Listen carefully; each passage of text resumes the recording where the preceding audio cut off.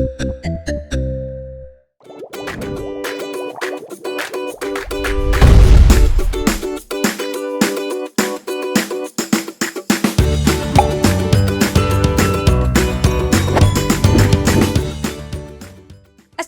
students, I am Nimsha Sahed, your on-screen chemistry instructor from tutoria.pk. Students, let's summarize the chapter number 9 of your book, that is aromatic hydrocarbons. सबसे पहले तो students हम ये देख लेते हैं कि आपके पास एरोमेटिक हाइड्रोकार्बन में एरोमेटिक का क्या मतलब है। स्टूडेंट्स आप याद रखेंगे कि अरोमा का मतलब होता है फ्रेग्रेंस, यानी कि स्टूडेंट्स आपके पास ये टिपिकल वो ऑर्गेनिक कंपाउंड्स होते हैं जिनकी कैरेक्टरिस्टिक्स फ्रेग्रेंस होती है, यानी कि स्मेल या ओडोर होती है। स्टूडेंट्स उसके अलावा आपके पास एरोमेटिक हाइड्रोकार्बन से एक और फीचर या एक और कैरेक्टरिस्टिक एसोसिएटेड है, वो ये है कि ये सूटी फ्लेम देते हैं। सूटी फ्लेम का मतलब ये है कि स्टूडेंट्स आपके पास इनका टिपिकल ब्लैक फ्लेम होता है जिसको आप अपने सामने देख सकते हैं। स्टूडेंट्स आपके पास सूटी फ्लेम का रीजन क्या होता है? सूटी फ्लेम का रीजन स्टूडेंट्स आपके पास ये होता है क्योंकि आपके पास इन टिपिकल ऑर्गेनिक कंपाउंड्स के अंदर कार्बन का जो रेशो होता है, यानी कि carbon content with respect to hydrogen ज्यादा होता है as compare to that of other organic compound. That is why जब भी आपके पास एरोमेटिक कंपाउंड कंबस्ट होते हैं तो ये सूटी फ्लेम देते हैं। देन स्टूडेंट्स हम आगे चलते हैं, देखते हैं कि आपके पास एरोमेटिक कंपाउंड्स किस तरह से होते हैं और इनके ऊपर सब्स्टिट्यूशंस किस तरह से होती हैं। सबसे पहले हम देखते हैं monocyclic aromatic hydrocarbons and their derivatives. Monocyclic का मतलब है हैविंग सिंगल रिंग्ड स्ट्रक्चर, उसके ऊपर सब्स्टिट्यूशन है। सबसे पहले स्टूडेंट्स आपके पास होगी toluene, phenol, aniline, benzoic acid and then benzaldehyde. Then students आपके पास ये सिंगल रिंग के अलावा डबल रिंग स्ट्रक्चर्स भी हो सकती हैं। और स्टूडेंट्स ये भी हो सकता है आपके पास कि ये रिंग्स आपस में फ्यूज्ड हों या सेपरेटेड हों with that of other group. तो स्टूडेंट्स पॉलीसाइक्लिक एरोमेटिक हाइड्रोकार्बन्स में आपके पास सबसे पहले आ जाता है नेफ्थलीन, जिसके अंदर आपके पास डबल रिंग स्ट्रक्चर है, जबकि स्टूडेंट्स आपके पास जो एंथ्रासीन है वो आपके पास ट्रिपल रिंग स्ट्रक्चर है। इसी तरह स्टूडेंट्स आप देख सकते हैं कि आपके पास ये दोनों रिंग्स आपस में सेपरेटेड भी होते हैं with respect to a bond, यानी कि आपके पास दोनों ग्रुप्स इस तरह से भी कनेक्टेड हो सकते हैं जिसमें स्टूडेंट्स आपके पास बायफिनाइल आ जाता है, देन स्टूडेंट्स आपके पास बायफिनाइल मीथेन आ जाता है, देन अगेन स्टूडेंट्स आप फ्यूज स्ट्रक्चर्स के अंदर फेनेंथ्रीन को देख सकते हैं। नॉमेनक्लेचर की तरफ चलते हैं। नॉमेनक्लेचर में अगेन स्टूडेंट्स आपके पास सब्स्टिट्यूशन है on that of the benzene ring, जिनमें स्टूडेंट्स वही स्ट्रक्चर जो मैंने पहले डिस्कस किए थे वही इधर मेंशन है।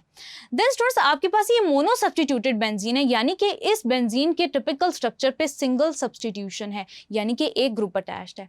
इसी तरह स्टूडेंट्स आपके पास ऐसा भी हो सकता है कि आपके पास टिपिकल बेंजीन के स्ट्रक्चर में डबल सब्स्टिट्यूशन हो, यानी कि दो ग्रुप्स अटैच्ड हो। जब स्टूडेंट्स हम बात करते हैं डाई सब्स्टिट्यूटेड बेंजीन की, तो स्टूडेंट्स आप याद रखेंगे कि वो सब्स्टिट्यूशन यानी कि सेकेंड सब्स्टिट्यूशन आपके पास ऑर्थो, मेटा और पैरा पोजीशन पे हो सकती है।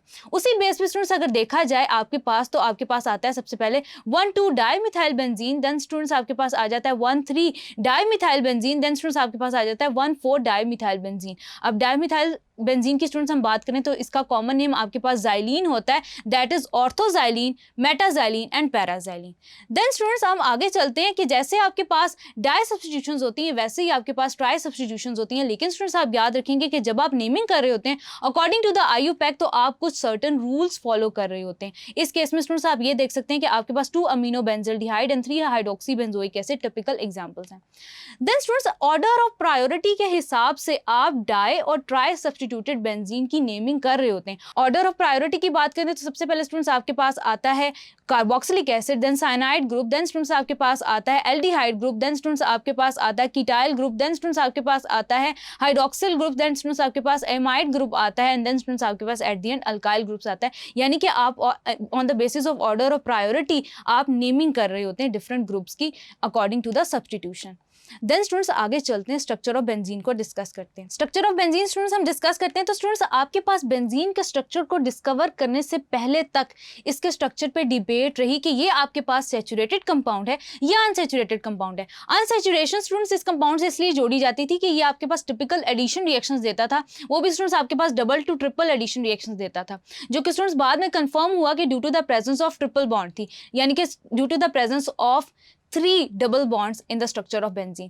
देन स्टूडेंट्स आपके पास ये देखा गया कि ये सैचुरेटेड कंपाउंड भी हो सकता है और वो इस बेसिस पे स्टूडेंट्स कहा जाता था क्योंकि आपके पास ये टिपिकल सब्स्टिट्यूशन रिएक्शंस देता था लाइक दैट ऑफ अल्केन्स। लेकिन स्टूडेंट्स एट द एंड हमें पता चला कि आपके पास बेंजीन एक प्लेनर हेक्सागोनल स्ट्रक्चर देता है जिसमें स्टूडेंट्स आपके पास जो एंगल ये दे रहा होता है टिपिकल परफेक्ट हेक्सागोन का दे रहा होता है 120 डिग्री का। उसके अलावा स्टूडेंट्स आप ये देख सकते हैं कि आपके पास सिग्मा बॉन्ड्स प्रेजेंट है और ये भी स्टूडेंट्स आपको पता चला अपॉन एक्सरे एनालिसिस के ये आपके पास जो इसका 2p-Z ऑर्बिटॉल है वो स्टूडेंट्स हाईली डीलोकलाइज्ड है, यानी कि आपको डीलोकलाइजेशन या ओवरलैपिंग इसमें नजर आती है, जिसकी वजह से अनसैचुरेशन का फैक्टर इस टिपिकल कंपाउंड के अंदर से प्रेजेंट है। देन स्टूडेंट्स आप अपने सामने केक्यूल का स्ट्रक्चर देख सकते हैं जो कि उसने डिफाइन किया था फॉर दैट ऑफ बेंजीन। उससे पहले स्टूडेंट्स कुछ डिवार स्ट्रक्चर्स भी आए थे, उनको भी हम देख लेते हैं।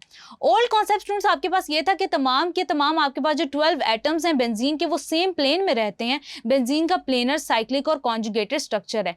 ड्रॉबैक क्या था आपके पास केक्यूल के स्ट्रक्चर का कि केक्यूल का स्ट्रक्चर आपके पास लेस रिएक्टिव था, ये आपके पास एडिशन रिएक्शन भी देता था और सब्स्टिट्यूशन रिएक्शन भी देता था, इसकी हीट ऑफ फॉर्मेशन कम थी। उसके अलावा स्टूडेंट्स जो बॉन्ड लेंथ थी वो अप्रोक्सीमेटली 1.397 एंगस्ट्रॉम थी।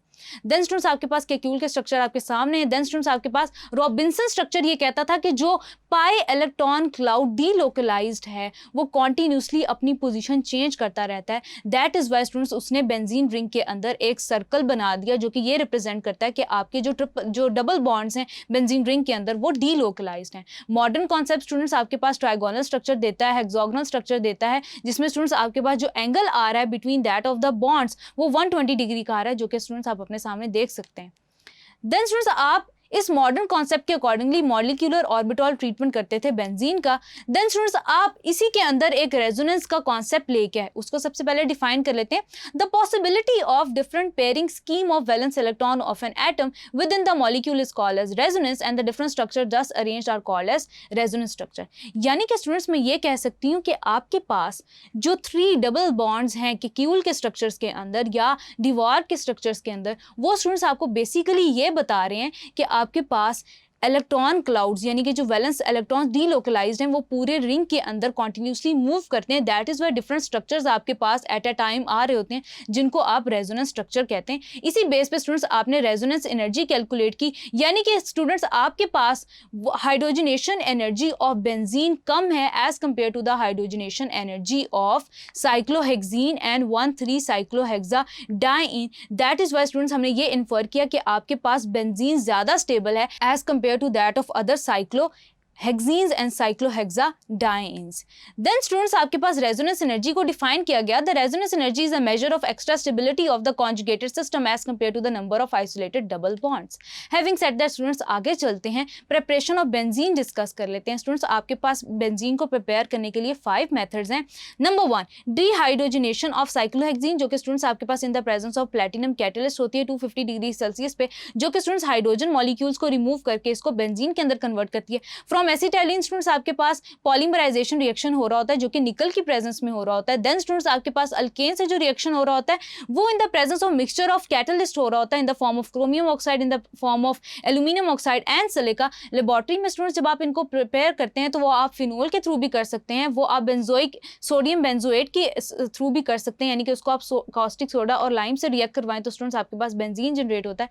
Words Fittig reaction students by name reaction है, जिसके अंदर स्टूडेंट्स आप क्या करते हैं कि आप ब्रोमोबेंजीन को रिएक्ट करवाते हैं किसी भी इथाइल ब्रोमाइड के साथ, जो कि स्टूडेंट्स आपको एट द एंड एक सब्स्टिट्यूटेड बेंजीन देता है। आगे स्टूडेंट्स हम रिएक्टिविटी को और रिएक्शंस को थोड़ा सा डिस्कस कर लेते हैं। स्टूडेंट्स आप याद रखेंगे कि आपके पास बेंजीन रिंग्स हमेशा इलेक्ट्रोफिलिक सब्स्टिट्यूशन रिएक्शंस देते हैं, जिसमें आपके पास जो इलेक्ट्रॉन डेंसिटी होती है बेंजीन पे वो इलेक्ट्रोफाइल पे अटैक कर रही होती है। देयर बाय स्टूडेंट्स आपके पास सब्स्टिट्यूशन कैसे होती है और आपके पास जो पाई इलेक्ट्रॉन क्लाउड है वो throughout the benzene ring move कैसे करता है वो भी आप देख सकते हैं।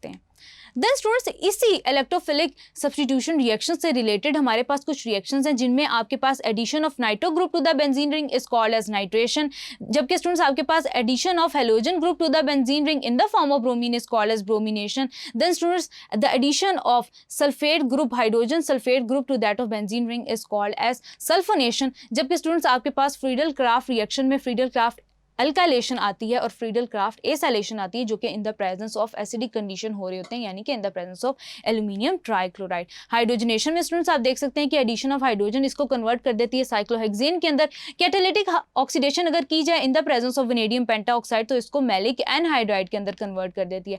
ओजोनोलिसिस में स्टूडेंट्स आपके पास इनडायरेक्ट कन्वर्जन होती है ग्लाइकोसिल के अंदर, यानी कि सबसे पहले स्टूडेंट्स आपके पास जब आप ऐड करते हैं ओजोन मॉलिक्यूल को बेंजीन रिंग के अंदर तो आपके पास जो डबल बॉन्ड है वो ब्रेक होते हैं और आपके पास एक इंटरमीडिएट स्ट्रक्चर बनता है in the form of benzene triozonide, जो कि स्टूडेंट्स बाद में कन्वर्ट होता है ग्लाइकोसिल के अंदर। Then students comparison of reactivities में देखा जाए तो आपके पास स्टिल अल्कीन्स ज्यादा रिएक्टिव होते हैं as compare to that of benzenes, and benzenes are more reactive as that of alkanes. क्यों स्टूडेंट्स? क्योंकि आपके पास जो बेंजीन का स्ट्रक्चर होता है वो आपके पास मिक्सचर होता है सेचुरेशन का और अनसेचुरेशन का, ओइंग टू द फैक्ट कि आपके पास बेंजीन एडिशन रिएक्शंस भी देता है और सब्स्टिट्यूशन रिएक्शंस भी देता है। Having said that students, that was all from summary today. I hope कि आपको अच्छे से समझ आई होगी। This is your on screen chemistry instructor Imsha Syed from tutoria.pk। इंशाल्लाह will see you in the next video with next chapter. Till then take care, अल्लाह हाफिज़।